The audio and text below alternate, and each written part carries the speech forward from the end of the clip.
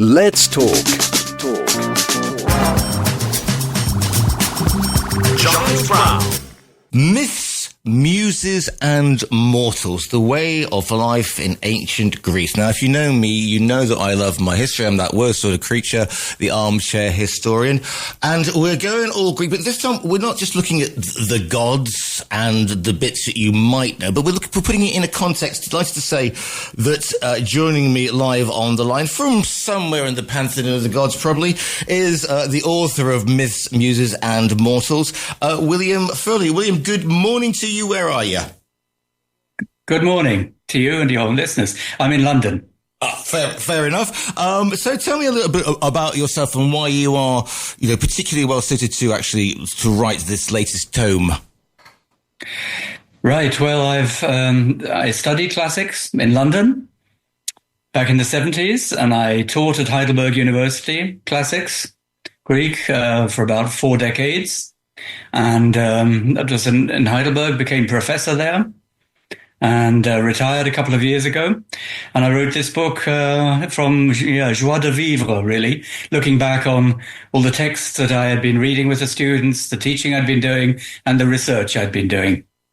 So tell me a little bit about, are we trying to, because when we say the Greeks, what sort of period are we talking about here? Because there are, obviously, it's not just 100 years, is it? This is a massive period of time, and also it must be quite difficult to sometimes take myth from reality because they are very intertwined. So as far as the time span goes, it's more than 100. It's about 1,000 years, which I'm looking at in my book. So in terms of Greek literature, it all starts with Homer. Homer, who wrote the Iliad and the Odyssey, names which people have heard of. And although it's not certain when he lived or when these poems were written down, it's about 800 BC, or before the Christian era, if one wants to put it like that. And then classical literature takes us all the way through the classical period, which is the 6th, the 5th, and 4th centuries BC. And then there's a period called Hellenistic, which comes after that. And that's the period when Greek was the common language spoken all around the Mediterranean. And then come the Romans, roughly sort of north, AD, actually it is a bit earlier, and the Roman Empire. But Greek continued to be spoken and literature written in the Great Roman Empire. So the Greek literature continues till about the 3rd, 4th century AD. And so that's a span, as I say, of approximately 1,000 years. It didn't end then either. It's just that the world became Christian, or that part of the world became Christian then. And it is a fascinating time. I mean, for those who don't know the size of the ultimate limits of the Greek Empire, it presumably it's Alexander, and when he defeats the Persians, and we're going all the way from close to where I am at the moment in Gibraltar, all the way through to almost India, isn't it? That's right. Alexander, the campaigns of Alexander the Great, they carried the Greek message, as it were, or rather the Greek military might, all the way to India. And Egypt as well was taken by Alexander's troops, so the Greek world expanded vastly under Alexander. At the end of the 4th century, that was, around about 330 BC. And then he died, amazingly young, Alexander the Great, but then his empire was divided up by his successors. So this period is known as the period of the successors, diadochoi. And they were his successors, and there were different empires then, Macedonia, and then the Middle East, Egypt. So the Ptolemies, they were the rulers in Alexandria in Egypt. And they, as I say, the Alexander's empire then was divided up until it was reunited again by the Romans, in a sense. Reunited by the Romans because... Okay, expand on that one, because it's sort of the way that the Greeks expand their empires, Alexander expanded his empire, is somewhat different from the way that the Romans expand their empire. Because the Romans are a military force. Yes. They have to be fighting at all times. Yes. That's the thing. Yes. That's their raison d'etre. I agree.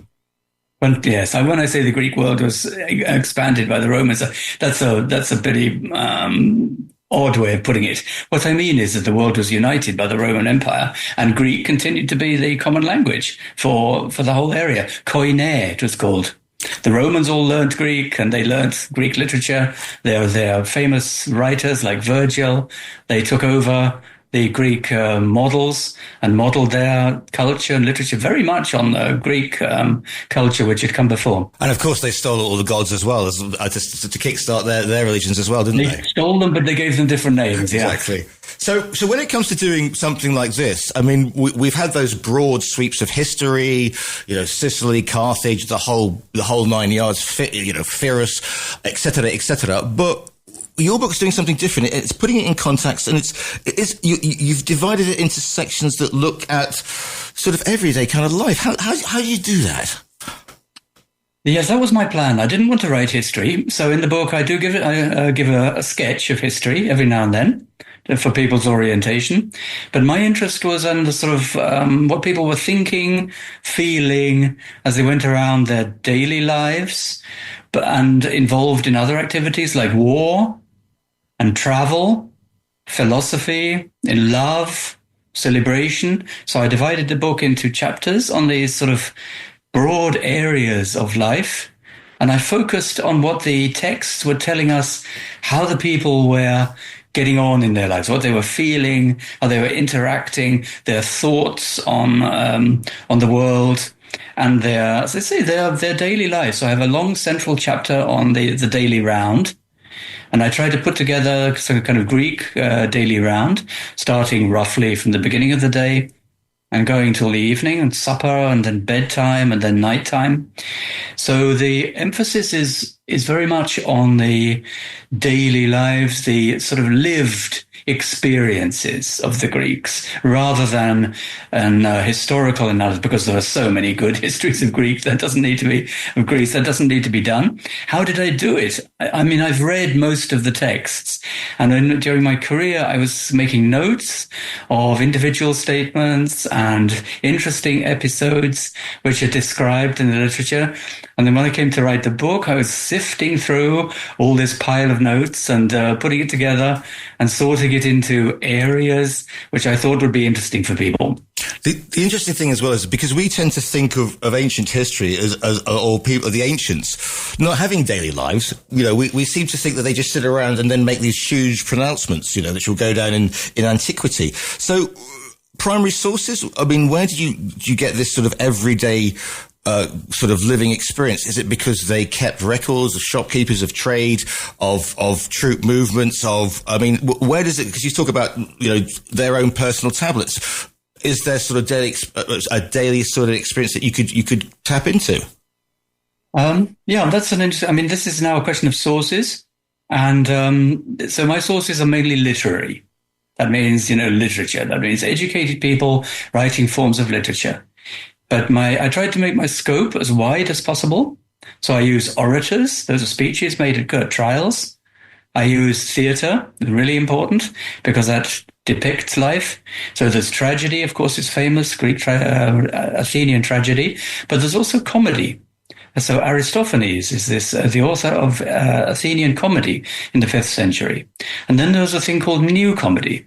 Menander is the famous name there. And I'm a Menander specialist. So I've edited works of Menander, and his plays, written about at the end of the 4th century, are very interesting for daily life, because he's showing exactly that, how people's tensions, frustrations, tragedies in their daily life. And it's sort of comic.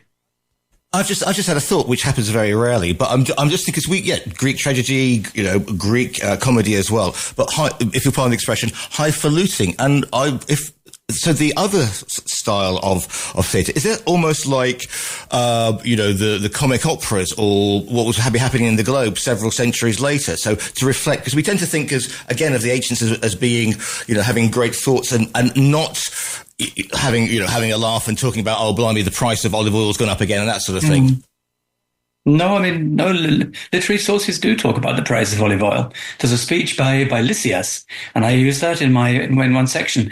Lysias, he was an orator, so he wrote speeches for court cases, and one of his speeches concerns exactly the price of corn. So you get a good description of ships coming into the harbour, Piraeus. They come laden with corn. And he describes how the corn is distributed, how it's marketed, distributed, and sold in the market. And he goes into the shady practices of the people selling it on the market, how they're trying to push prices up and extort for their wares. So you get a lot of daily life in the orators, in new comedy, as I say, in history. So it isn't just, when people think of antiquity, they often think of Plato, perhaps. Plato, Aristotle, and the great philosophers.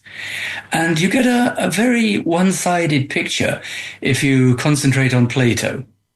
Because Plato was a philosopher who tried to move away from the real world and concentrated on the ideal, the metaphysical. He called them ideas or ideal forms of the world. So Plato is a philosopher who runs away from the everyday, from real life, from engagement with society, politics, daily life. And lots of people read only Plato because he's so famous, such a brilliant thinker. And there's a danger that one gets a one-sided view of the intellectual bias, maybe, of the Greeks. But in fact, their literary sources, they deal with everyday life as much as our modern novels do, or Victorian novels, or one could get good information about society from modern fiction. You talk about grain coming in or corn coming in. It's a trading nation, isn't it? You've got Phoenicians, as I said, you've got Carthaginians around. You're on the thing of the Mediterranean. So there are all these influences coming in as well. So there must be some fascinating reports about trade and sort of obviously Greeks setting out to discover, as we said before, getting all the way to India. Right. Trade is really important. Trade in corn, trade in olive oil, many, many things. And one of my chapters is about sailing. So the ships which sailed over the Mediterranean, and they were important for war, they were important for trade, for commerce. Philosophers and scientists were also traveling a lot. So these big names in philosophy, they were also crisscrossing the Mediterranean by ship. So the ships were incredibly important. And I have a chapter about including the dangers of ancient navigation. Not only that, but Greece city-states. I talked about Pyrrhus, who's up in what we now call Croatia, I suppose, wouldn't we? That sort of area. Yes. And everybody knows Sparta because everybody's seen the movie. And then we think of the Athenian thing. But there are the relations between the city-states.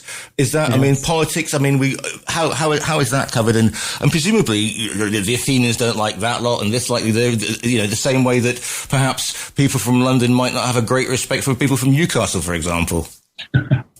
Okay, Athens was the center of the civilized world. And when people hear of classics, it's mainly to do with Athens, because Athens was the hub of culture and of literature and philosophy. But one shouldn't forget the other cities. Sparta, you mentioned, they're famous for its military discipline. They were brilliant warriors, and for a long time they considered themselves superior to the Athenians. And there was Thebes in Boeotia, just north of Athens, was also an important player. There was Corinth, just on the Peloponnese, on the Corinthian isthmus. Corinth was famous for its women. So reports of beautiful women in Corinth. And there were cities also in Sicily, Syracuse, for example, was a famous big city in Sicily, which can be visited. It's a really great place to visit nowadays if one wants to look at Greek culture. So Sicily was colonized by the Greeks, and centers grew up there, so particularly Syracuse. And, wars, unfortunately. There were inter-city wars in the 6th and 5th century BC. The Peloponnesian War is the most famous one, described by the historian Thucydides, and it was a war between Athens and Sparta over control of Greece. So Athens and Sparta were two city-states. That's called polis, by the way. The city-state is called a polis. And it was internecine wars, one calls it. The Greeks fighting each other, very destructive. And Athens lost, by the way, which meant that Athens declined quite a lot after the Peloponnesian War. But then, just to continue that thought, you mentioned Alexander already. When Alexander came along, and his father, Philip II, he was the father of Alexander, they sort of united the Greeks, right, with the Macedonian Empire. So the polis became less important, the city-states, and it was sort of a united Greece under the Macedonians. Because you could argue that without a united Greece, they would never have been able to defeat Darius and the Persians, the Persian army, which is a huge turning point. I know that this is a look at way of life in ancient Greece, but that is a seismic event in history. It is indeed. Well, that's in the 5th century, early 5th century, the Persian Wars. Actually, I have a chapter which is pretty much devoted to at least one part of it is devoted to an important battle in the Persian invasion of Greece. And you just said the Greeks had to be united to fight off Darius and then Xerxes. So there were 2 invasions by the Persians of Greece, one by Darius in 490 and one by Xerxes in 480. But the thing is that the Greeks were not united. They were still city-states. So some of them came together to fight the Persians. So in the second invasion, the union, or the fact that Sparta and Athens threw in their lot together to defend Greece against the Persians, that was absolutely vital. But there were other city-states there, Thebes, for example, they threw in their lot with the Persians and decided that they'd better go along with this Persian invading horde because their interests were more in that direction. So it wasn't a united Greece which fought off the Persians, but some city-states did manage to join together and to defeat the Persians in an amazing series of battles in a tiny minority compared to this million-strong army of Xerxes. They managed to win, mainly, by the way, through naval superiority. There's one famous battle, which was a naval battle, and it was because the Athenians were better at sea. They were better at rowing, navigating, steering, so they could outmaneuver the Persians. So the Battle of Salamis, as it's called, was important. I'm in danger of going down a military thing because, as you can tell, that's what. That's okay. I can do. But let's talk about the others because let's talk about the myths and the muses because the Greek gods and the demigods and the whole lot of again a rabbit hole goes. I mean, how important in daily life, is Zeus. Is et cetera, et cetera. I mean, they absolutely, the gods are front and center in daily life. Yes. The one thing that we have to really get our heads around when we think about ancient Greece is the importance of religion. So there was no word for religion. The Greeks didn't have a word for religion. They had words for gods, for cults, for temples, for ceremonies, but not specifically a word for religion, which is a Roman word. But we really need to understand that belief in the gods and the interaction between the gods and the human world, it was never ignored. There were no atheists in the sense of gods don't exist.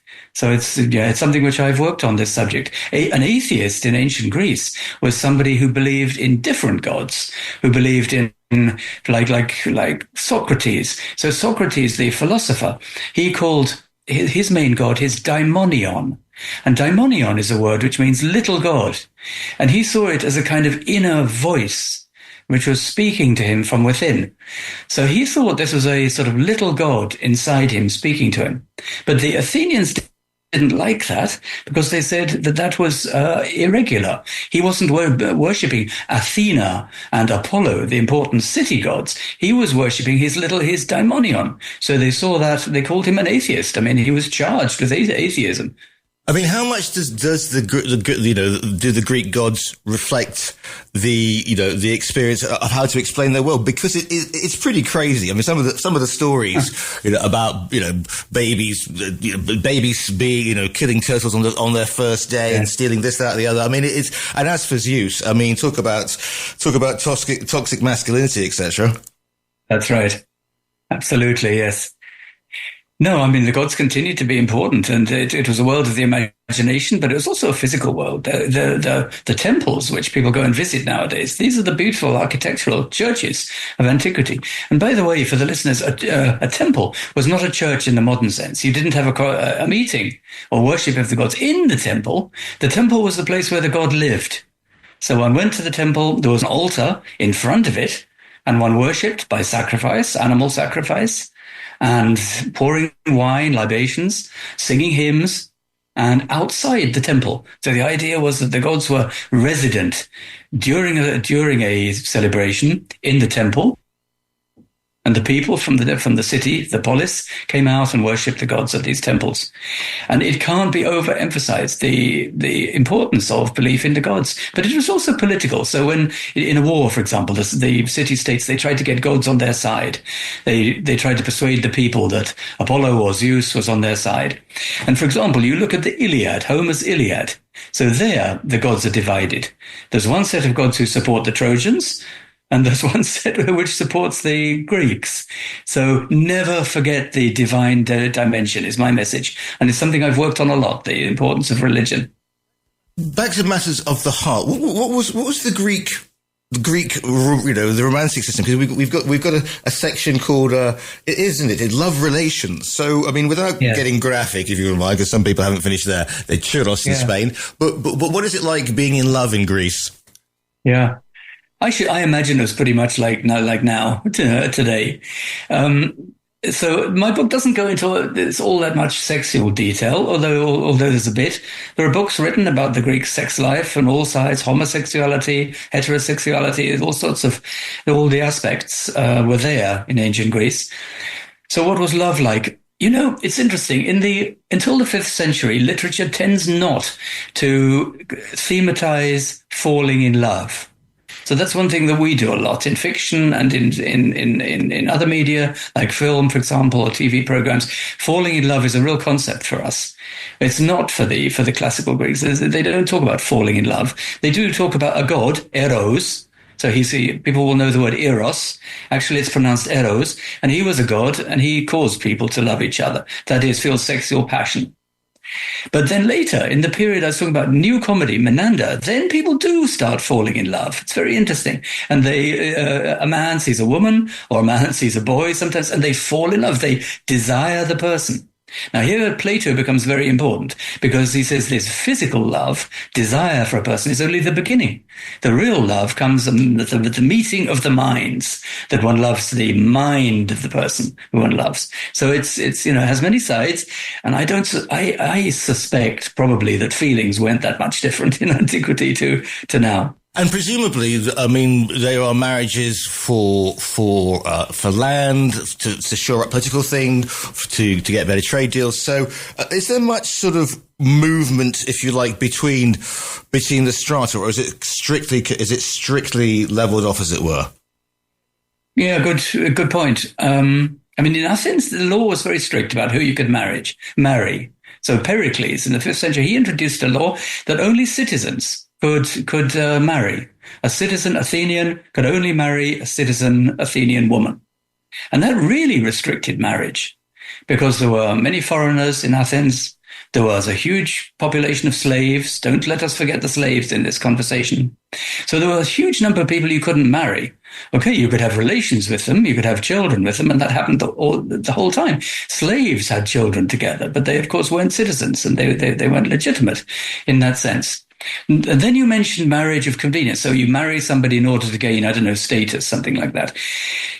There were indeed classes in ancient Greece. There were the nobles. They were the rich families. They tended to be landowners. So in the so-called Archaic Age, that's the 7th and 6th century, roughly, there were the big families, and they were the landowners. They were rich, and they preferred to marry people in their own circle. There's no doubt about that. But then when democracy was introduced in Athens, that's end of the 6th century and then in the 5th century, in democracy, then people became upwardly mobile. And the tradesmen, the artisans became politicians, and then marriage became, more open. People were marrying among themselves. But we shouldn't forget this restriction that only citizens could marry. The rest were kind of outcasts. Didn't mean they couldn't have a life, they couldn't be rich, but they didn't have the citizen status. And what was that important? That was important for politics. You could only take part in political life if you were a citizen. A male citizen, by the way, yes, a man. Yeah, I mean, for all this sort of platonic love and a birthplace of democracy, women, they have power, but they certainly don't have suffrage. Yes. Right. Well, the place of women, that's something I tried to concentrate on quite a lot. And it has two sides to it. I mean, in myth, in literature, the women are, just as important and powerful emotionally and in their action on stage and in forms of literature. So you get it isn't that the underdogs in literature, but in real life. Okay, there were differences. In Athens, the women were told to stay at home. There's a famous sentence in Thucydides, said by Pericles, the great statesman. The best women are those least talked about. So they're supposed to keep to themselves quietly at home. But in other parts of Greece, the women had more freedom. So in Ionia, that's in Turkey, on the seaboard now of the western seaboard of Turkey, Ionia, it is called, the Ionian cities. Mm-hmm. Places like Miletus, for example, the women had more freedom. And in Sparta, famously, the women took part in athletics competitions. So you saw more of the girls and women in Sparta than you did in Athens. I could talk about this probably until this time next week, but I'm about to run out of time. The book is called Myths, Muses and Mortals. William, what are you hoping that people will take from the book? I'm hoping that they get an interest in the past, which I think many people have, that they can see what was going on, as I say, in terms of the experience of the past. At the same time, I've thrown in modern touches as well, in the hope that it'll encourage people to compare what was going on in ancient Greece with their lives, and to try to get a kind of point of comparison so they can connect with the past, but they can also maybe make comparisons with modern life and see where we are nowadays.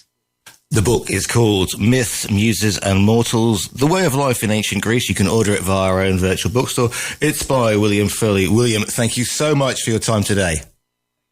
Thank you very much for talking to me and your people for listening.